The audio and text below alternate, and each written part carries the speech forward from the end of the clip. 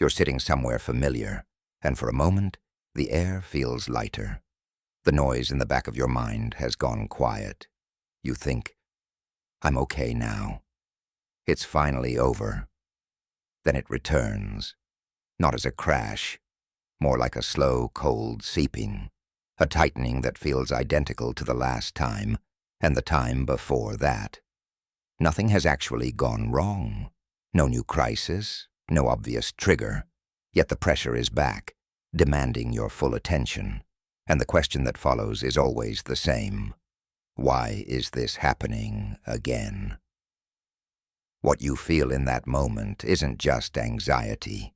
It's the repetition, the sense that you are failing a test you've already taken 100 times, that everyone else has figured something out that keeps escaping you. But the return of your anxiety is not a failure. It is not evidence that your progress has been erased, or that something is fundamentally broken in the way your mind works. The return is a pattern, and in your mind, every pattern serves a purpose. Most people treat recurring anxiety like a malfunctioning alarm, something misfiring when there is no real smoke. They want to hush it, rewire it, make it stop. But what if the alarm isn't malfunctioning? What if it's doing exactly what it was designed to do? Think about what happens when the anxiety disappears. In those windows of calm, you feel relief, but your mind feels something else. It feels exposed. When you are calm, you are not scanning.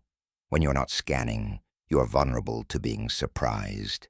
And to your mind, being surprised is synonymous with being hurt. Your mind does not prioritize your comfort as much as it prioritizes your survival. It will choose 1,000 false alarms over one missed catastrophe every time. This is the loop the pattern runs on. Something uncertain appears. Your mind registers it as a potential threat. Anxiety activates. You seek reassurance. Through thinking, through checking, through distraction. The tension eases. You feel safe. But because your mind equates safety with constant monitoring, it eventually notices the monitor has been turned off. It looks around at the quiet and thinks, it's too quiet.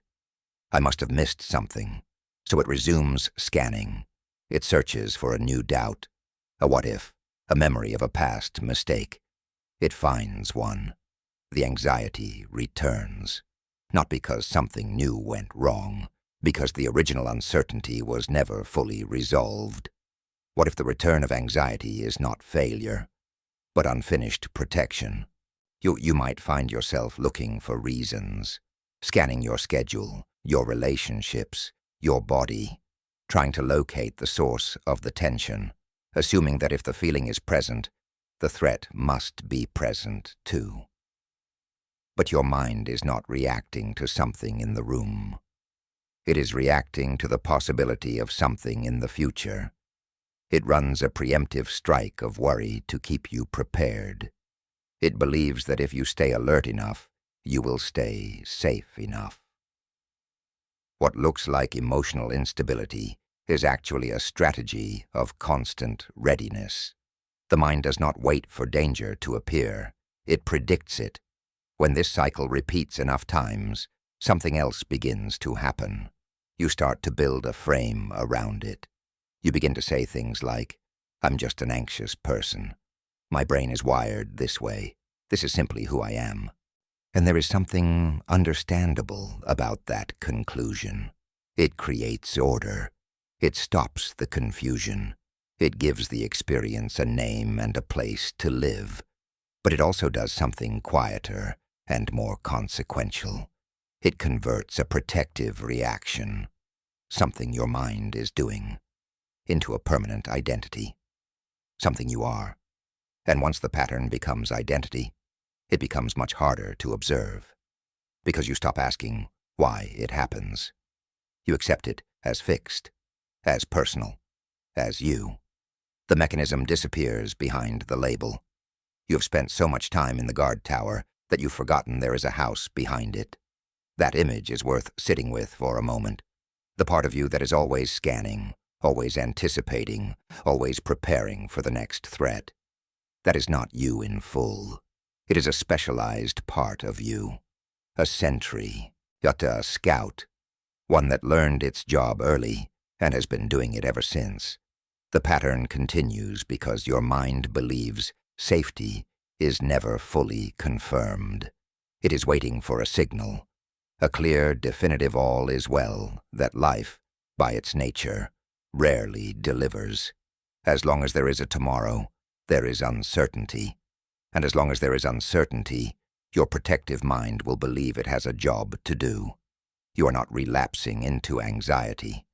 You are watching a very dedicated part of your mind try to do its job one more time. Consider what you've inherited. The human brain evolved under conditions where missing a threat was more dangerous than reacting to a false one.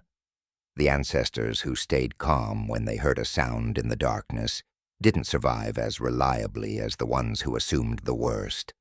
The nervous ones lived. The cautious ones passed on the pattern.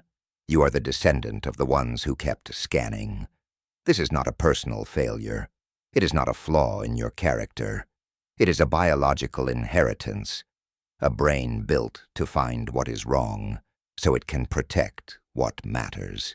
When you find yourself back in the loop, your brain is not betraying you. It is doing what it was shaped over a very long time to do. Your mind chose safety.